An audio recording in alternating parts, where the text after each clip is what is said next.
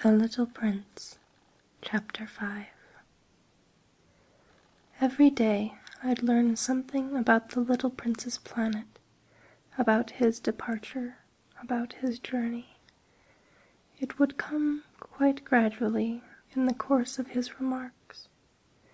This was how I learned, on the third day, about the drama of the baobabs. This time, too, I had the sheep to thank, for suddenly the little prince asked me a question, as if overcome by a grave doubt. "Isn't it true that sheep eat bushes?" "Yes, that's right." "Ah, I'm glad." I didn't understand why it was so important that sheep should eat bushes, but the little prince added, "And therefore they eat baobabs too?"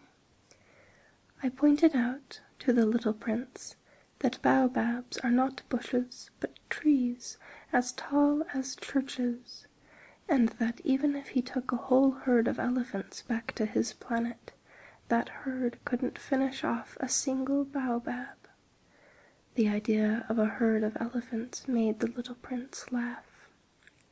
"We'd have to pile them on top of one another." But he observed perceptively, "Before they grow big, baobabs start out by being little." "True enough. But why do you want your sheep to eat little baobabs?"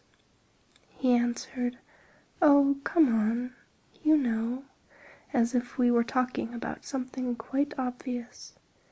And I was forced to make a great mental effort to understand this problem all by myself.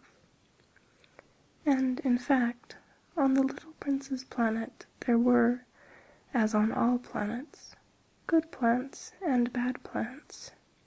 The good plants come from good seeds, and the bad plants from bad seeds. But the seeds are invisible. They sleep in the secrecy of the ground until one of them decides to wake up. Then it stretches and begins to sprout, quite timidly at first, a charming, harmless little twig reaching toward the sun. If it's a radish seed or a rosebush seed, you can let it sprout all it likes. But if it's the seed of a bad plant, you must pull the plant up right away, as soon as you can recognize it. As it happens, there were terrible seeds on the little prince's planet, baobab seeds. The planet's soil was infested with them. Now, if you attend to a baobab too late, you can never get rid of it again. It overgrows the whole planet. Its roots pierce right through, and if the planet is too small, and if there are too many baobabs, they make it burst into pieces. "It's a question of discipline," the little prince told me later on. "When you've finished washing and dressing each morning, you must tend your planet. You must be sure you pull up the baobabs regularly, as soon as you can tell them apart from the rose bushes, which they closely resemble when they're very young. It's very tedious work, but very easy." And one day he advised me to do my best to make a beautiful drawing for the edification of the children where I live. If they travel some day, he told me, it could be useful to them. Sometimes there's no harm in postponing your work until later.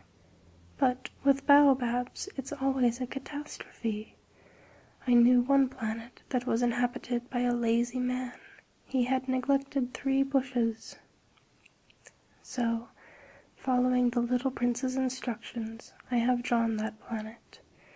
I don't much like assuming the tone of a moralist, but the danger of baobabs is so little recognized, and the risks run by anyone who might get lost on an asteroid are so considerable, that for once I am making an exception to my habitual reserve. I say, "Children, watch out for baobabs." It's to warn my friends of a danger of which they, like myself, have long been unaware, that I worked so hard on this drawing. The lesson I'm teaching is worth the trouble. You may be asking, why are there no other drawings in this book as big as the drawings of the baobabs? There's a simple answer. I tried, but I couldn't manage it. When I drew the baobabs, I was inspired by a sense of urgency. Chapter 6.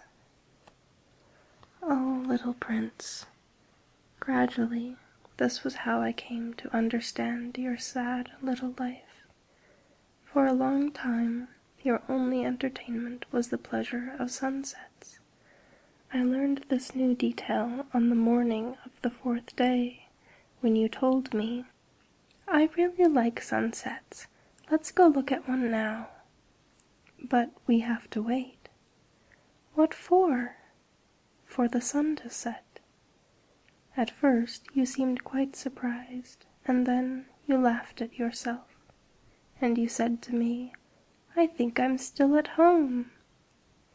Indeed, when it's noon in the United States, the sun, as everyone knows, is setting over France. If you could fly to France in 1 minute, you could watch the sunset. Unfortunately, France is much too far, but on your tiny planet, all you had to do was move your chair a few feet, and you would watch the twilight whenever you wanted to. One day I saw the sun set 44 times, and a little later you added, "You know, when you're feeling very sad, sunsets are wonderful." On the day of the 44 times, were you feeling very sad? But the little prince didn't answer.